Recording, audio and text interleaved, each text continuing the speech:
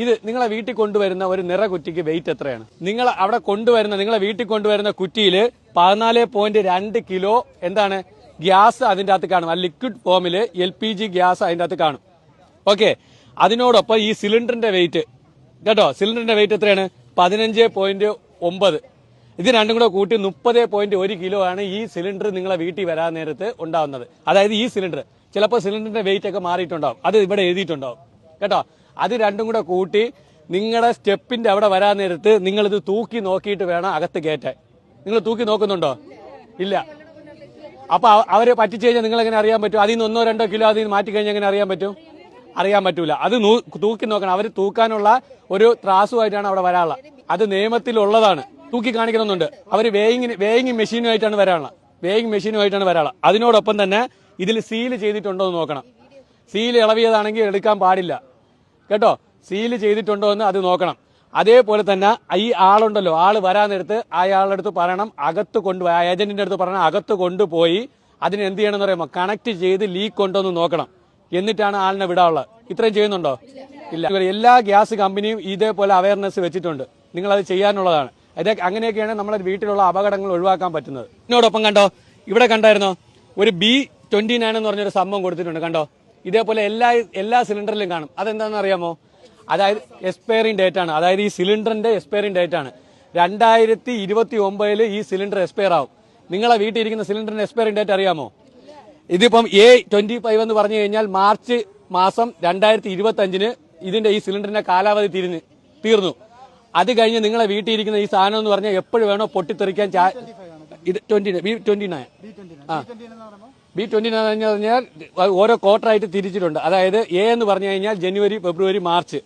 B എന്ന് പറയാൻ നേരത്ത് ഏപ്രിൽ, മെയ്, ജൂൺ. അത് കഴിഞ്ഞ് July, August, September, November, December. Okay, October, November, December. അങ്ങനെ 4 തിരിച്ചിട്ടുണ്ട്. അപ്പൊ അതാണ് ഇതുകൊണ്ട് സൂചിപ്പിക്കുന്നത്. ഓക്കെ, A25 ആണ് നിങ്ങളെ വീട്ടിൽ ഇരിക്കുന്ന കുറ്റിയെങ്കിൽ നിങ്ങളെ വീട്ടിന്റെ അകത്ത് നിങ്ങൾ തന്നെ കൊണ്ടുവച്ചേക്കുന്ന ഒരു ബോംബാണ് ആ സംഭവം കേട്ടോ. കാരണം ആ സിലിണ്ടറിന് എപ്പോഴാണ് പൊട്ടിത്തെറിക്കണമെന്ന് പറയാൻ പറ്റത്തില്ല. ആ സിലിണ്ടറിന്റെ കാലാവധി കഴിഞ്ഞിരിക്കുന്ന സിലിണ്ടറാണ്. നോക്കാറുണ്ടോ? ഇല്ല. ഓക്കെ, അപ്പൊ ബോംബാണ് വീട്ടിലിരിക്കുന്നത്. പോയി നോക്കണം കേട്ടോ. കാരണം ഇതൊക്കെയാണ് അതിന്റെ കറക്റ്റ് അവയർനെസ് ഇത് ചെയ്യാനുള്ളതെന്ന് പറയുന്നത്. അത്രയ്ക്ക് ഡേഞ്ചർ സാധനമാണ്. അങ്ങനെ ഒരു സംഭവം നമ്മൾ അവിടെ ഉണ്ടായി. നിങ്ങളൊരു ഗ്യാസ് ഏജൻസി വിളിച്ച് ചോദിച്ചു നോക്കിയാണ് നിങ്ങളെ വീട്ടില് A20 വീട്ടിൽ പോയി നിന്ന് നോക്കണം കേട്ടോ. A25 എന്ന് പറഞ്ഞ ഒരു ഗ്യാസ് സിലിണ്ടർ ഇരിക്കുകയാണ്. സിലിണ്ടറിന്റെ കാലാവധി തീർന്നു പോയെന്ന് നിങ്ങൾ വിളിച്ചു നോക്കിയാണ്. ഗ്യാസ് ഏജൻസിക്കാരന്മാർ ആരും അറിയാതെ വന്ന് എടുത്തോണ്ട് പോകും. നിങ്ങൾക്കൊരു നിറ കുറ്റി വന്ന് കൊണ്ടു തന്നിട്ട്. കാരണം എന്താണെന്നറിയാമോ? അത് ഏറ്റവും ഡേഞ്ചർ. നിങ്ങൾ പകുതി കുറ്റിയായിരുന്നാലും അവർ കൊണ്ടുവന്ന് വെച്ചിട്ട് തിരിച്ച് നിറ കുറ്റി തന്നിട്ട് ആ കുറ്റി എടുത്തും കൊണ്ട് പോകും. കാര്യം എന്താ പറയുക, അവർക്കറിയാം അവർ ചെയ്തത് തെറ്റാണ്. അത് നിങ്ങളെ വീട്ടിലൊരു ബോംബാണ് അവർ കൊണ്ട് വെച്ചേക്കണമെന്ന് അവർക്കറിയാം. അവർ ലൈസൻസ് വരെ കട്ടായി പോകാൻ ചാൻസ് ഉണ്ട്. അപ്പൊ എല്ലാവരും പോയി ആ വീട്ടിൽ അത് ചെക്ക് ചെയ്യണം. ഇനി തീപിടുത്തം ഉണ്ടായി കഴിഞ്ഞാൽ എന്ത് ചെയ്യും? തീപിടുത്തം ഉണ്ടായി ഇവിടുത്തെ ട്യൂബെല്ലാം കത്തിപ്പോയി. ഈ സിലിണ്ടർ ഇവിടെയൊക്കെ നല്ല ചൂടുണ്ട്. അപ്പൊ നമുക്ക് എന്താണ് പോയി ഇത് ഓഫ് ചെയ്യാൻ പറ്റാത്ത ഒരു അവസ്ഥയാണ്. ആദ്യം തീ അണയ്ക്കണം കേട്ടോ. ചേച്ചി പറഞ്ഞ കറക്റ്റ് തന്നെയാണ്. വെളിയിലെടുത്ത് എറിയൊന്നും ചെയ്യണ്ട കേട്ടോ. ആദ്യം നമ്മൾ എന്താണ് ഫയർ അണയ്ക്കാനായിട്ടുള്ള ശ്രമം നോക്കണം. ആ ഫയർ അണയ്ക്കാൻ വേണ്ടി 1-2 മാർഗ്ഗങ്ങൾ പറഞ്ഞുതരാം. ഒന്നാമത്തെ മാർഗ്ഗം എന്ന് പറഞ്ഞു കഴിഞ്ഞാൽ എന്താണ്, ചാക്ക് നനച്ചതിന് ശേഷം കൊണ്ടുവന്ന് എന്ത് ചെയ്യുക, മൂടി അണയ്ക്കുക. രണ്ടാമത്തെ മാർഗ്ഗം എന്ന് പറഞ്ഞു കഴിഞ്ഞാൽ എന്താണ്, ഇതേപോലത്തെ പ്ലാസ്റ്റിക് ബക്കറ്റ്, കട്ടിയുള്ള പ്ലാസ്റ്റിക് ബക്കറ്റ് ഉണ്ടെങ്കിൽ എന്ത് ചെയ്യുക, നല്ല ഫോഴ്സിൽ അടയ്ക്കുക. ഈ 2 മാർഗ്ഗത്തോടുകൂടി നമുക്ക് അണയ്ക്കാനായിട്ട് പറ്റും. അത് 2 മാർഗ്ഗം എങ്ങനെയാണെന്ന് നമുക്കിപ്പം കാണിച്ചു തരാം കേട്ടോ. ഓക്കെ, ഇതാ ഇങ്ങനെ കത്തിക്കൊണ്ടിരിക്കുകയാണ്. നമ്മൾ എന്ത് ചെയ്യുന്നറിയാമോ, തീരെ പിന്നിലൂടെ വന്നിട്ട് എന്ത് ചെയ്യണം, ബാക്ക് കണ്ടോ. ഓക്കെ, അങ്ങനെ ചെയ്തതിന് ശേഷം അപ്പൊ തീ അണയും കേട്ടോ. തീ അണഞ്ഞതിന് ശേഷം നമ്മൾ എന്ത് ചെയ്യുക, റെഗുലേറ്റർ ഓഫ് ചെയ്യുക. അത് ചൂടുണ്ടെങ്കിൽ എന്ത് ചെയ്യണം, നമ്മൾ ആ തുണി കൊണ്ട് തന്നെ എന്ത് ചെയ്യുക, ജസ്റ്റ് ഒന്ന് പിടിച്ചു കഴിഞ്ഞ് ഓഫ് ചെയ്ത് കഴിഞ്ഞാൽ അങ്ങനെ ഓഫ് ചെയ്യാൻ പറ്റും. ഓക്കെ ആണല്ലോ, ഈസി ആയിട്ട്. ഒരു 2 സെക്കൻഡ് പോലും വേണ്ട നമുക്ക് തീ അണയ്ക്കാൻ വേണ്ടി. ഓക്കെ, ഇനി അടുത്ത ഒരു മാർഗം കൂടെ നോക്കാം കേട്ടോ. ബക്കറ്റ് കൊണ്ട് എങ്ങനെയാണ് അടക്കണേന്ന് നോക്കാം. ഓക്കെ, നോക്കിക്കോ, ബാക്കിലൂടെ പോയി കണ്ടോ. ഓക്കെ, റെഗുലേറ്റർ ഓഫ് ചെയ്യുക. ഇത്രയേ ഉള്ളൂ, സിമ്പിൾ ആയിട്ട് അണയ്ക്കാൻ പറ്റും. ഇനി ഒരു ഡൗട്ട്, ഈ സിലിണ്ടർ പൊട്ടിത്തെറിക്കോ?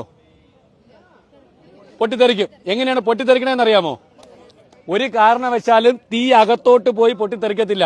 പടക്കം പൊട്ടണ പോലെയല്ല ഇത് പൊട്ടിത്തെറിക്കുന്നത്. പിന്നെ ഇതെങ്ങനെയാണ് പൊട്ടിത്തെറിക്കണേന്ന് അറിയാമോ? തീ വന്ന് നമ്മളെ ചുറ്റുമുള്ള സാധനങ്ങൾ എന്ത് ചെയ്യും, കത്തും. അപ്പൊ അതിൽ നിന്ന് ചൂടുണ്ടാവുമല്ലോ, ആ ചൂട് ഈ മെറ്റലിൽ വന്ന് അടിക്കും. മെറ്റലിൽ അടിക്കാൻ നേരത്ത് എന്ത് ചെയ്യും, അകത്തുള്ള ലിക്വിഡ് എന്ത് ചെയ്യും, എക്സ്പാൻഡ് ആവും. അത് തിളയ്ക്കാൻ തുടങ്ങും. തിളച്ച് നിറഞ്ഞ് വരാൻ നേരത്ത് എന്ത് പറ്റും, അതിന്റെ അകത്ത് നിൽക്കാനുള്ള സ്ഥലം കിട്ടത്തില്ല.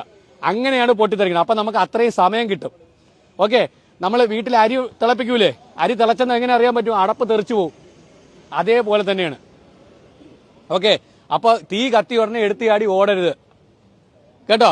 നമുക്ക് ഇത് അണയ്ക്കാനുള്ള സമയം കിട്ടും. പക്ഷേ ചുറ്റും തീ ഉണ്ടെങ്കിൽ നിങ്ങൾ എന്ത് ചെയ്യുക, എത്രയും പെട്ടെന്ന് നമ്മളെ വിളിക്കുക. നമ്മളെ വിളിക്കാനുള്ള നമ്പർ എത്രയാണ്? ഫയർ സർവീസിനെ വിളിക്കാനുള്ള നമ്പർ എത്രയാണ്? 101 101 കേട്ടോ. 101 വിളിച്ചു കഴിഞ്ഞാൽ നമ്മൾ ഉടനെ അവിടെ എത്തും. ഓക്കെ ആണല്ലോ. അപ്പൊ ഇനി ഗ്യാസ് ഫയർ ഉണ്ടായി കഴിഞ്ഞാൽ നിങ്ങൾക്ക് അണയ്ക്കാൻ പറ്റും.